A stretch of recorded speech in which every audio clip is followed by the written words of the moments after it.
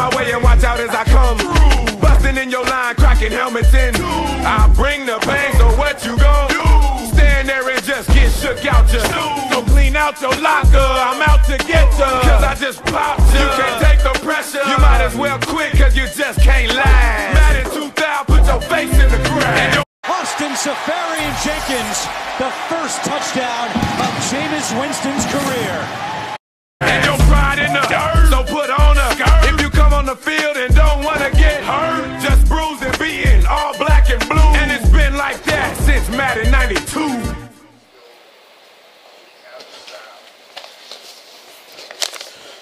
What's up, everybody? Welcome back with your host, Mr. Buccaneer Blake himself. Coming fresh off a hot loss in a rainy Tampa Bay against our bitter rivals, the Carolina Kitty Cats, the Panthers, which go on 4-0, which leaves us 1-3. There's things about this. We're going to talk about a lot about this game. There's a lot of things that were astonishing about this game. Let me give you the brief rundown. It was Winston went 26 for 43, 287 yards and 4 INTs. Now, here's the part that's crazy. Cam Newton in the offense, he went 11 for 22, 124 yards and 2 passing touchdowns. Pay attention to that. 124 yards passing. I said, and he had 12 attempts for 51 yards, I believe. No scores on the rushes. I think we sacked him twice or 3 times. Jonathan Stewart only had 50 yards. And the most craziest part was their biggest weapon that game. Greg Olsen only had 2 receptions for 28 yards. So we shut down the passing game. And you can't turn over the ball that many times. I think we had a fumble snap as well, which led to 3 points. And we gave them short fields. A lot of that says a lot to do with it. But when you look at what happened in that game, as far as defensive standpoint, defense is off the hook in my eyes.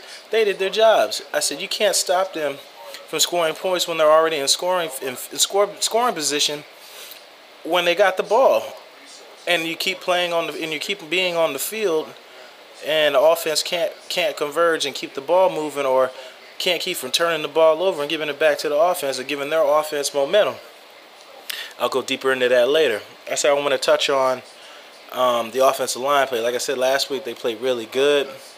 But again, I think ups and downs, I mean, the continuity is going to come. It's going to happen with the continuity with the team. It's just how things work. Remember I told you about the 4 quarters of the season? There's 16 weeks. Each 4 is a bracket. So in this bracket, we came out 1-3 out of it. I was looking forward to be 2-2, coming out 500 out of this. But I see ourselves in the future. If we can win, what are we, 1-3? If we can come out 2 wins out of the less of 3 brackets, what that's 2, 4, 6. We have 7. So if we can at least come out 3 wins out of 4 in one bracket, we come 8-8. That would be a win for us. Coming out 8-8 with a very young team. That's what I think. 9-7 would be my ultimate goal. But if we come out with 8-8, that's a winner in my eyes, and possibly maybe win the division. You know, because Atlanta, they're rolling, but they haven't played a lot of good competition either as Carolina. And they both come away, well, Atlanta's been whooping some people, but Carolina's come away with some lucky victories over teams. Their defense is playing good, which I think is going overlooked, and people are downsizing their wins. But that's the way we should have played. We should have played with our defense, create turnovers, and offense capitalizing on opportunities, which, again, from last week, we didn't capitalize on opportunities, which led us to missed field goals and everything. I'm going to get into that as well. And just missed opportunities on with things we got to capitalize, which has always been the story of the Buccaneers.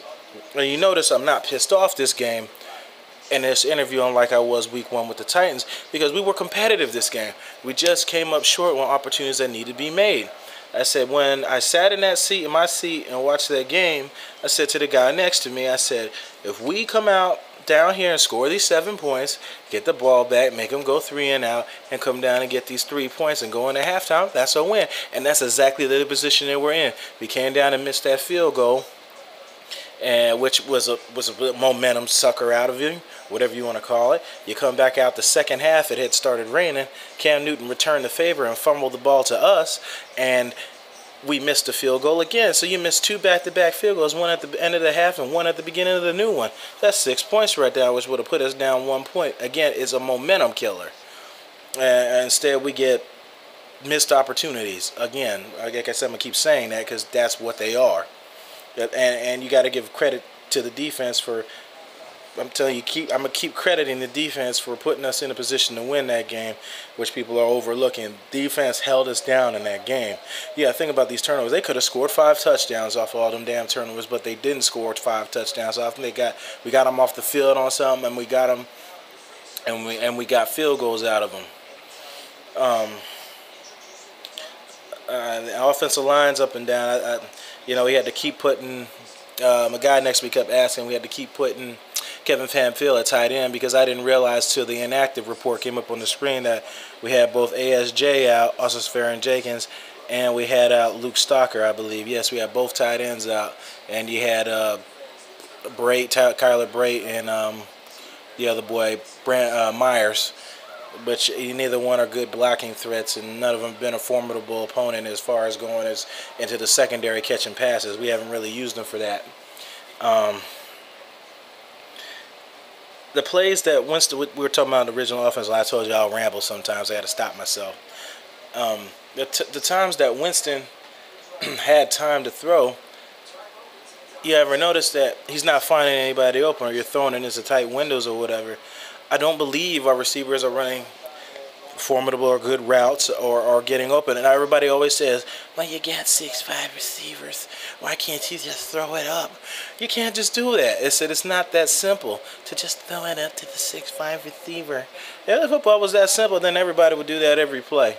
You ever notice Calvin Johnson, a lot of his big plays are running posts over the middle or running across the field at full speed, catching it and burning people. Yeah, he does make jump balls. That's why he's a red zone threat. That's when you do that, and we throw those in those situations. You don't do that. And the reason because of that is you need other options on offense. You guys hear me constantly preach about Charles Sims being a formidable guy coming. I keep using that word formidable. I don't know why it just rolls off so well right now. I said being a formidable opponent coming out the backfield. You saw on the play where Thomas Davis is covering. Thomas Davis looked lost in the sauce, lost in space, like, hey, where am I going? And Charles Sims had to make a great catch in the end zone. Winston, again, had to get away from pressure that the offensive line didn't get and put it in the end zone for a touchdown. Creating matchups is what I'm saying. We don't have that. As far as the tight ends being out and the not having a slot receiver, I don't know if Adam Humphries is hurt. I don't know what's going on with that. Lewis Murphy was supposed to be our slot. He doesn't show up a lot of the games. I got a lot of faith riding in him. I'm not trying to bash people. I'm not trying to do that, but he needs to step the hell up. And everybody, I don't know what's going on with the Mike Evans thing either way. He wasn't targeted again. Is he hurt? Is there something going on between him and Winston? And I'll talk about the Arthur Ron Vernon thing too, being benched for Tim Jennings, and we had Brandon Banks out. Put a pin in that. I'll come back to that as well. But I don't know about what's going on behind that. There wasn't a lot of targets to Mike Evans. Is Mike not running his own plays? Because I'm going to be honest, if I'm a quarterback and I don't know where you're going to be, then I'm not going to trust throwing the ball to you because I really don't have time to sit back there and guess what route you're going to run and I throw a pick because the average person isn't going to know that. A lot of people, I know I hate to say this, but it's true. A lot of people that when I go to these games are complete idiots. And they choose to be idiots. They don't want to be educated about the game because there's more parts than just the quarterback throwing the ball. Or they get upset about when there's nobody to throw to. He throws it away instead of trying to force a pick or throw in the pick. And they say, oh, what was that? Oh, I'm like, what else do you want him to do? You have to throw it away. But, yeah, I don't know. Like I said, I'm guessing that maybe it has something to do with it. Evans being off on his routes, maybe not knowing the exact plays, or they're not on the same page. Obviously, you saw that in Houston, where Winston's expecting he's in a 5-step drop, and Evans is supposed to be taking 11-yard comeback or 11 yards to the sideline. Instead, he's taking 15, and you see the ball coming 3 yards short. And like I said, I think it's a communication thing, and I think that's on the level of all of it. And people are bashing Lovie Smith and all that. The team has been prepared minus week 1. The team has been prepared. The team has had chances to come away with wins, and that's not the coach's fault for not being underprepared. The players have to make plays when the times are right. And like I said, these injuries on offense are killing us. It's limiting the weapons of Jameis Winston. I think already I told you, I think he's playing with an ankle brace on. We're not maximizing what he can do on our offense by limiting these double tight ends, trying to create pressure and running these comebacks and short routes, these little in routes or the outs to the sideline or those little flat routes. That's twice we run those flat routes and they're getting picked off because I think we're becoming too predictable on offense because you're trying to protect Jameis Winston. Let Jameis Winston make his mistakes. Let him make his mistakes. That's fine. I think I ain't going to eat his lunch for it, but at least, you're trying to move the ball on offense instead of we're trying not to lose the game. That's what I think we're trying to do sometimes. We're playing to not lose the game.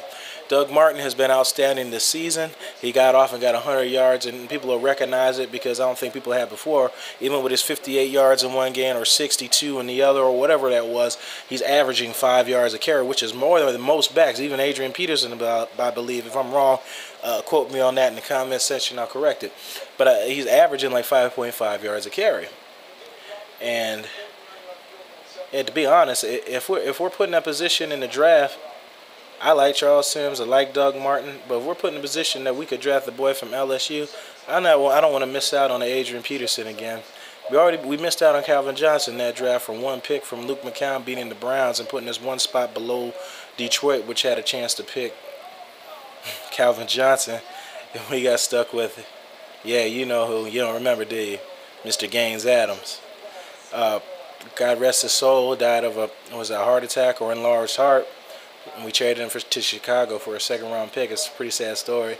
I was close with a couple of players that were close with him. It was kind of, devastating seeing that. I'm not going to be mad at somebody because their play wasn't good and they died. There's a difference between being mad at a player on the field and being mad at a player in real life. People need to separate the two because you're getting angry at people over again that me or you have no control over. That's just being childish, and if you get hurt over it, that's your own damn fault. Let's put that to the side now. Like I said, there's time that Winston has times, but he can't find people open. And I don't know, Doug Martin really isn't a pass catcher. If Charles Sims has to come in to help create passing downs and getting Charles Sims and one-on-one beating people, then let's do it. I just don't like being predictable on offense. I think it's hurting Jameis Winston, and it's hurting the people that are in the crowd just judging him with every throw, which honestly Mariota isn't doing much better, but whatever. People are going to argue that it's 4 games in the season. You were saying you should have had the other one week 1, whatever. Just if that's what you believe, then just stop coming or become Titan fans. Move on. I'm like Gerald McCoy. If you with us on the move, then you with us. If not, get the hell on. Yeah, we talked about the receiver. We drafting speed receivers like Kenny Bell getting hurt last year. We drafted Robert Huron from Wyoming that getting hurt, never been able to play. We're picking up speed guys, and they're just not there to help us when we need to stretch the field, because we have 6'5" guys, but they're not burners. We're good, spectacular catch players and possession players or one-on-one players. That's great. Like I said, you can't just throw it out to the 6'5" receiver and he's gonna come down with it. That's all you gotta do. That's stupid. Like I said, if it's that easy, then everybody be doing it, right? Wrong. What was it? Yeah, we have, like I said, there's no other weapons coming from that. It would help them. We would be able to throw it deep to the 6'5" receiver. If there was other threats underneath that would push from having 2 safeties over top and having coverage to them being putting a guy down and covering the drag routes and other options, maybe the back coming out the backfield, Charleston lining up at wide out. Like I said, the slot receiver making a huge effect, or the tight end making a huge effect. If you have both, then that's great. Because you see how having a tight end kills us. Look at all the years we played against Jimmy Graham and the Saints. It's killing us. Then you got guys like Lance Moore and other underperforming receivers. I don't say underperforming. They play well in their system. But guys like that, that can get off because the other players, they create matchups, and the defense has to compensate for where the threat is. Now, when you know your threat is Mike Evans, you just slide your coverage to Mike Evans, and that's it. Let everybody else beat us. Vincent Jackson's not going to beat anybody deep anymore. Let's face it. He's a possession receiver. You have 10 catches. 10 of his catches came in garbage time. Where were you at the other 3 quarters when we needed you? You know what I mean? It's just, I think the weapons are real limited on offense, and if Dirk Cutter is the offensive coordinator I believe he is, then look to these next couple of weeks of Charles Sims having an enlarged role on the offense, which I hope so. Because, like I said, you saw Thomas Davis, he could not cover Charles Sims. Charles Sims, like I said, I told you last week, look at the tape of him at West Virginia. Look at the mismatches he creates. He's a great receiver. He has great hands. He's great with the ball in space. You've seen that at the Houston game.